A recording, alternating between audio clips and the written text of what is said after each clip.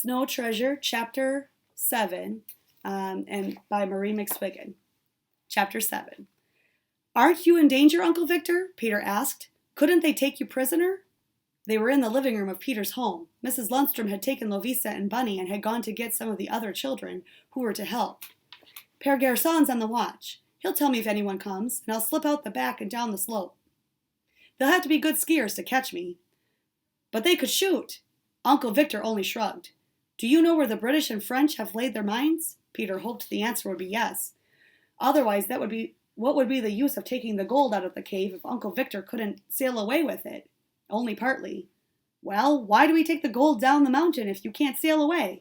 I should think it'd be safer where it is. Peter, it's not right for you to question anyone in authority, his uncle spoke irritably. In military school, you'll learn to do as you're told without asking why. But I'll tell you why it's important for you children to be seen on your sleds today. In the future, however, you're not to question. Yes, Uncle Victor, Peter spoke meekly. You can't sail the Clang Pearson out of the Snake till you know where the mines are laid, but you can load her and have her ready to leave the minute you learn where they are. Is that the reason? Not at all, Peter, his uncle answered. The reason why you must be on your sleds today near the fjord is to accustom the Germans to seeing you there. If they see you today and every day, they won't suspect anything unusual. But if all at once you started going in the direction of the Snake, they'd be stupid geese not to know something was going on. Peter hadn't thought of that. How smart Uncle Victor was. Now, about the mines, his uncle went on. By the time the gold is loaded, we'll know all we need to know about them. You don't suppose my fishermen can't find out anything they want about our coast, do you? Remember, Peter, we're Norwegians, and we're as much at home in the water as we are on land. This is our country, and these are our waters, and there's no foreign power that can keep us from using what's always belonged to us. Victor Lundstrom thought he heard a noise. But it was not the heavy tread of marching men, but the light, quick steps of children, those who were to be seen on their sleds either around the town or down at the Snake. Today only 4 of them would take gold to the Snake, but after that there would be many more. Mrs. Lundstrom had gone first for Michael and Helga, and there they were, and Lovisa was with them. Now we can get started, Uncle Victor spoke. Listen carefully while I tell you what you're to do. I may have to leave any minute, so pay attention. If there's anything I miss, Fru Lindstrom or Pere Garçon will tell you. There wasn't a sound from any of the 4. What I'm going to say is of the gravest importance. On you, to an extent, depends the welfare of your country.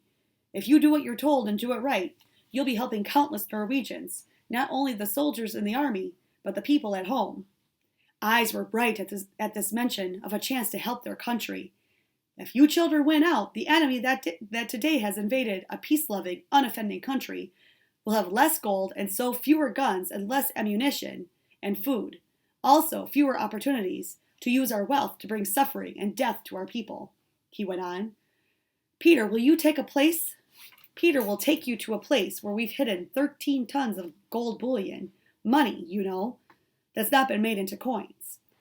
Now, you are to take that bullion from its hiding place to the Snake, where it will be loaded to my boat and taken to America to be kept safe for Norway. Here is what you do. Peter will take you to the hiding place. After that, it's up to you. You'll have to find your own way back there later. What is more, you'll have to show the other children. So watch how you get there. Now in Ryswick School, there are 38 pupils, we think, old enough for this. These will divide into teams of 9, a captain and a squad of 8.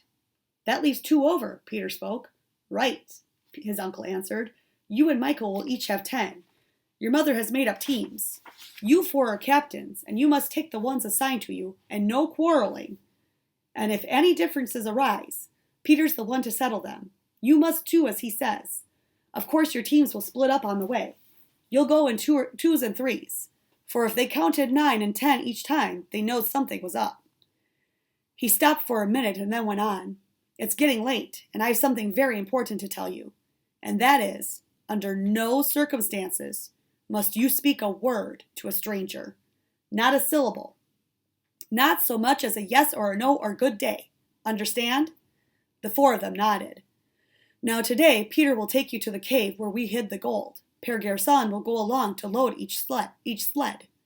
You'll each be given 75 pounds of bullion. That's over 80,000 kroner, 20,000 United States dollars.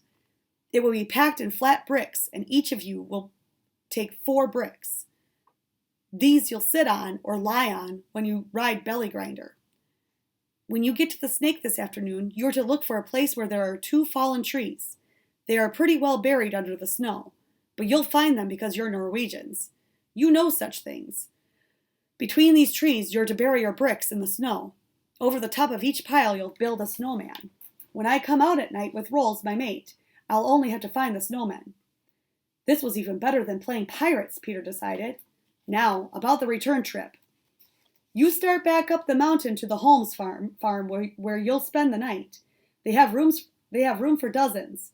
The girls will stay in the house and the boys in the barn. You will get a warm supper and breakfast next day.